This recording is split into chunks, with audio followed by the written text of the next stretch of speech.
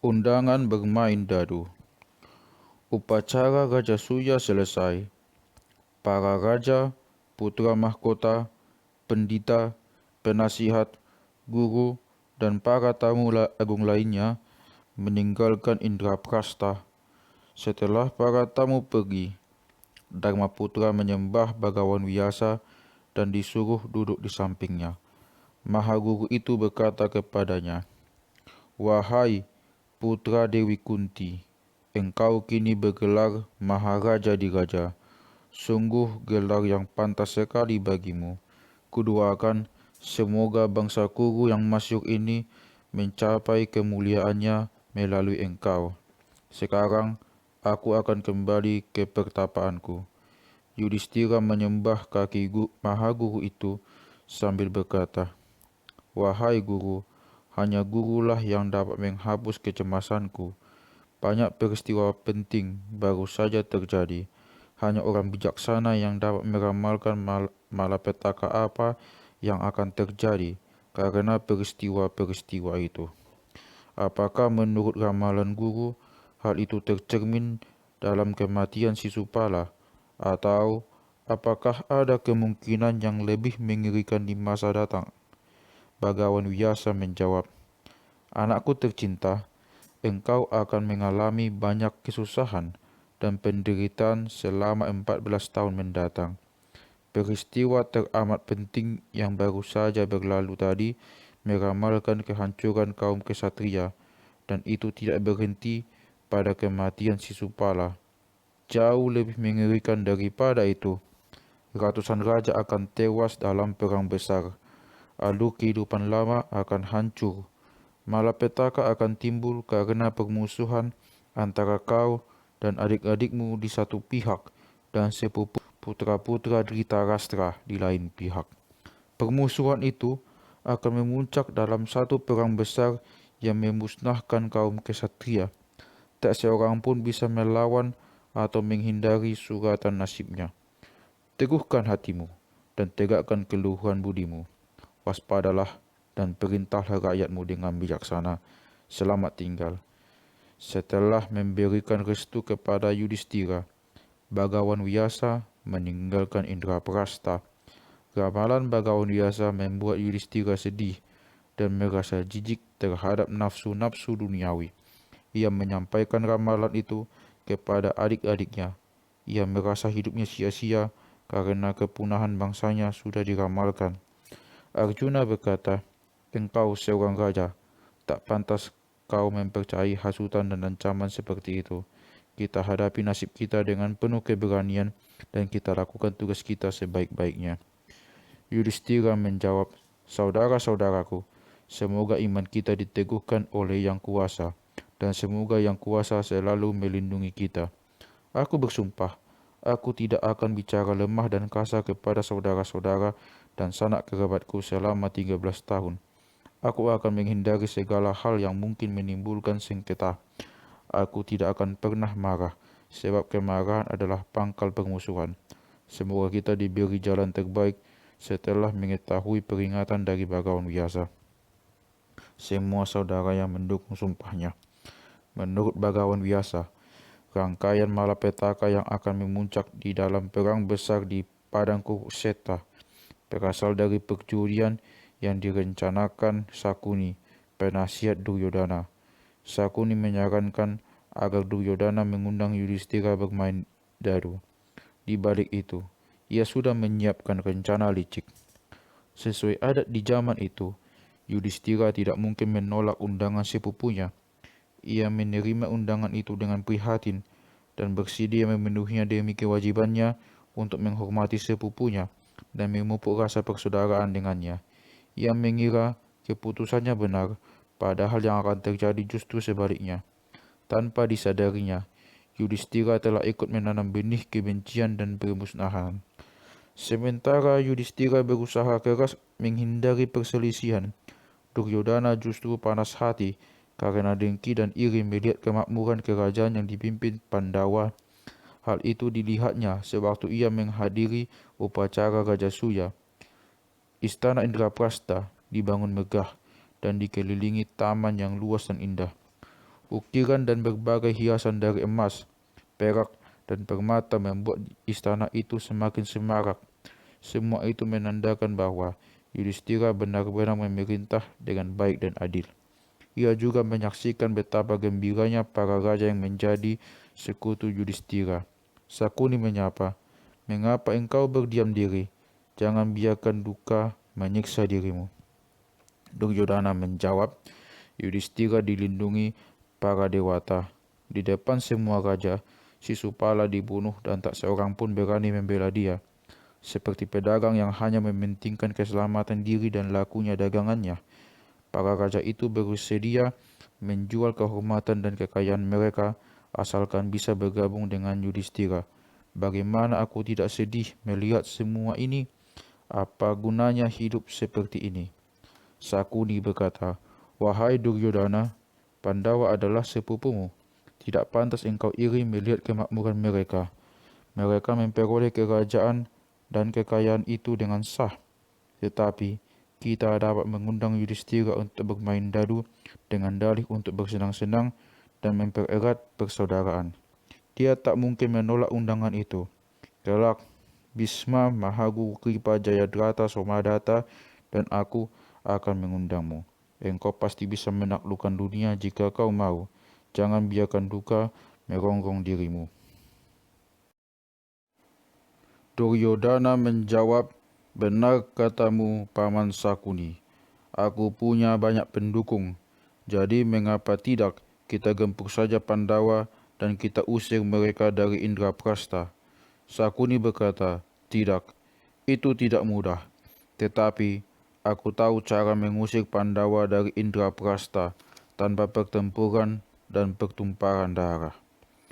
Duryodhana tertarik mendengarkan itu. Ia bertanya keheranan, "Hai Paman Sakuni, apakah mungkin mengalahkan Pandawa tanpa mengorbankan jiwa? Apa rencanamu, Paman?" Kata Sakuni, "Aku tahu Yudhistira gemar bermain dadu, tetapi tidak pandai. Ia terlalu jujur dan sama sekali tak tahu akal dan siasat untuk memenangkan permainan. Karena itu, ia tak pernah menang. Kita undang ia bermain dadu. Kita gunakan akal dan siasat. Kita akan pertaruhkan kekayaan dan kerajaan Astina. Dia pasti akan mempertaruhkan kekayaan dan kerajaannya. Jika semua terlaksana sesuai rencana, kita pasti bisa memenangkan kekayaannya dan kerajaannya tanpa perlu menitikkan darah setetes pun." Duryodhana dan Sakuni lalu menghadap Raja Dhritarashtra. Sakuni berkata, "Tuanku Raja." Duryodhana diliputi perasaan sedih dan cemas.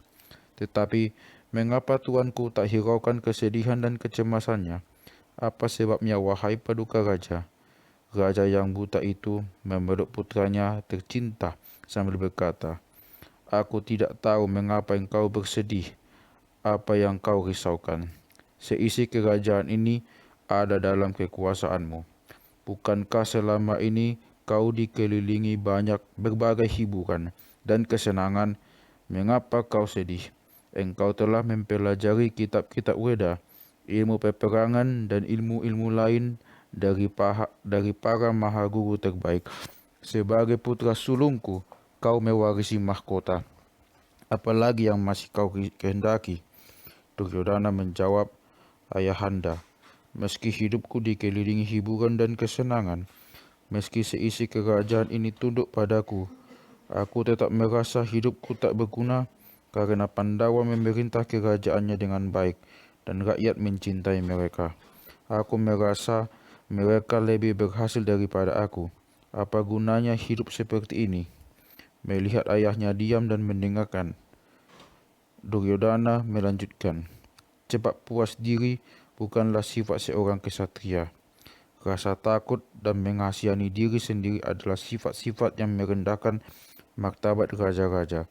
Kekayaan dan kesenanganku tidak membuatku puas setelah aku melihat dengan mataku sendiri kemakmuran Yudhistira.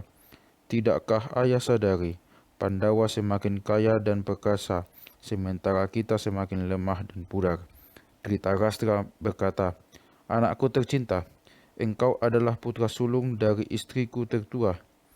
Engkau mewarisi kemegahan dan kebesaran bangsa kita. Jangan membenci Pandawa. Kebencian akan membuahkan kesedihan dan kematian. Katakan terus terang, mengapa engkau membenci Yudhistira yang tidak bersalah? Bukankah keberhasilannya juga berarti keberhasilan kita? Sahabatnya adalah sahabat kita. Apalagi karena ia sama sekali tidak iri dan membenci kita. Jangan kotori hatimu dengan iri dan dengki. Duryodhana kecewa mendengar jawaban ayahnya. Ia menyahut dengan tidak sopan. Orang yang tidak punya pengetahuan tentang hal-hal biasa tetapi tenggelam dalam samudera ilmu ibarat sepotong sendok yang ditenggelamkan ke dalam makanan yang enak. Ia berada di dalam masakan tetapi tak bisa menikmati kelezatannya dan tak bisa memperoleh manfaatnya. Ayah banyak mempelajari ilmu ketatanegaraan tetapi tidak bijak dalam memerintah. Seperti selalu ayah ajarkan padaku, kekayaan dunia adalah sesuatu, sedangkan urusan kerajaan adalah sesuatu yang lain. Seperti kata Brihaspati, meneguhkan iman dan merasa puas akan keadaan itu adalah nasihat yang cocok bagi orang biasa, bukan bagi raja. Kewajiban kesatria adalah selalu mencari kemenangan dengan segala cara. Jadi raja, sebagai kesatria, harus mencari kemenangan. Demikianlah Duryodhana bicara dengan mengutip ucapan para ahli pemerintahan. Ia juga menghasut ayahnya agar mau memberinya izin. Sakuni menjelaskan rencananya untuk mengundang Yudhistira bermain dadu. Dengan begitu, Pandawa pasti dapat ditaklukkan tanpa pertumpahan darah.